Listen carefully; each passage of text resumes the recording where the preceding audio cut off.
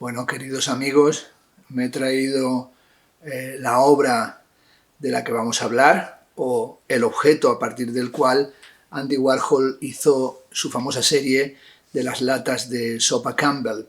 Una lata de sopa Campbell condensada que compré hace mucho tiempo para mi hija Elena y que está en una estantería en su cuarto, y el otro día charlando con ella me decía, algún día tendríamos que abrirla, aunque tal vez si nos tomamos esta lata de sopa Campbell nos pasaría aquello que describiera Andy Warhol con aquellas partidas de latas de atún que finalmente se revelaron tóxicas o prácticamente mortales.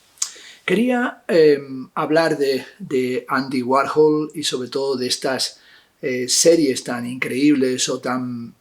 perplejizantes de las latas de sopa Campbell que va a exponer en el año 1962 en la Ferus Gallery de Los Ángeles. Como bien sabéis, Andy Warhol es un artista vocacionalmente neoyorquino que tuvo muchas dificultades para pasar de su condición de diseñador a convertirse en alguien que tuviera un mínimo reconocimiento, fuera admitido en el campo de las artes plásticas. Cuando se acercó a la galería de Leo Castelli, tuvo la mala suerte de que un poco antes había ya llegado a la galería Roy Lichtenstein y estaba haciendo prácticamente lo mismo que él, esto es, utilizar viñetas de cómics para convertirlas en cuadros. Warhol, a pesar de todo eso, no cejó en su empeño de convertirse en un artista y ser capaz de transmutar su impresionante timidez, su falta de magnetismo, en una potencia extraordinaria que permitió que nosotros hoy hablemos de un mundo claramente marcado por él, que sería un mundo netamente warholiano.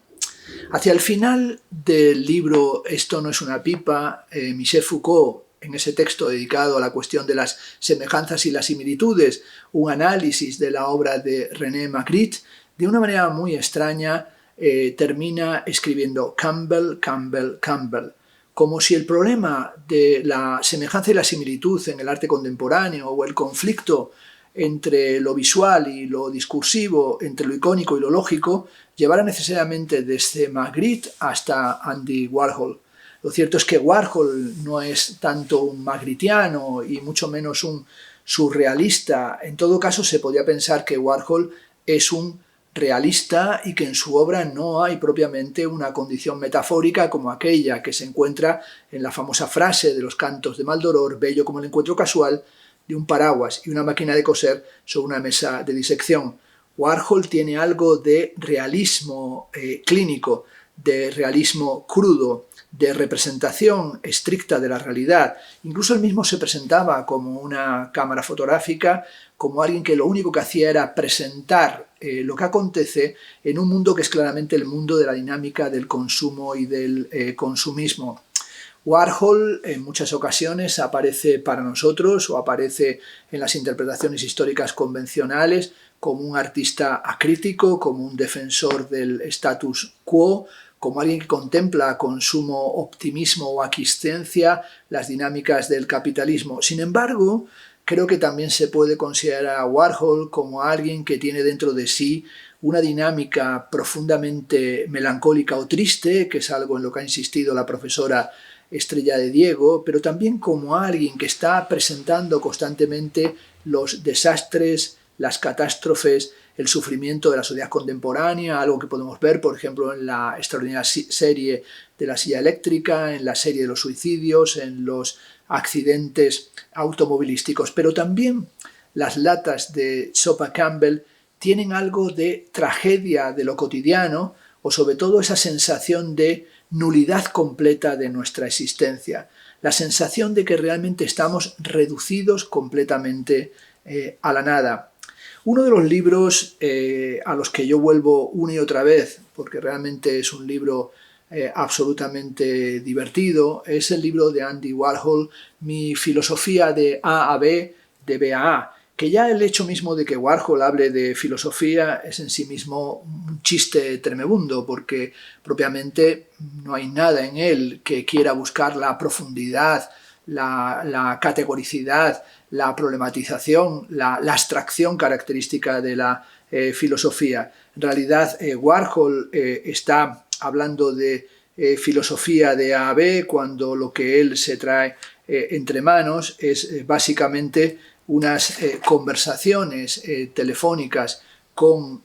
su secretaria, conversaciones en las que va hablando de todo un poco y sobre todo va presentándose a sí mismo como un artista que si es bueno es porque es un artista de los negocios. Casi al comienzo de estas consideraciones a las que llama filosóficas, hace una consideración que merece la pena tomar en cuenta. Dice que un crítico, dice Warhol, un crítico me llamó la nada misma, con mayúscula, la nada misma, y eso no me ayudó en absoluto a mantener mi sentido de la existencia. Entonces me di cuenta de que la existencia en sí no es nada, y me sentí mejor. Pero aún estoy obsesionado por la idea de mirarme en el espejo y no ver a nadie, no ver nada. Bueno, esta idea de que Warhol es la nada misma, o como luego le pusieron el calificativo de drela, es decir, como si fuera alguien que al mirarse en el espejo no se ve nada, porque en realidad es una especie de vampiro contemporáneo, es decir, no tanto un dandy, cuando un ser vampírico que incluso carece de sombra, obsesionado como estaba por las Shadows, ¿no? Una de las mejores series que se encuentra en la The Earth Foundation, ¿no? Un vampiro que carece de reflejo. Pero en realidad, careciendo de reflejo, él mismo, Warhol, no es otra cosa que el espejo, el mirror, el espejo en el que nos contemplamos permanentemente. Un Warhol que, en mi opinión, es algo más y algo menos que un pintor. Es en realidad el creador de una atmósfera general, el creador de una nueva forma de aproximarnos y contemplar el mundo, y como Susan Sontag señaló, tal vez sea el máximo exponente de eso que ella llamaba el camp, que supera en realidad a la condición del pop. Warhol durante un tiempo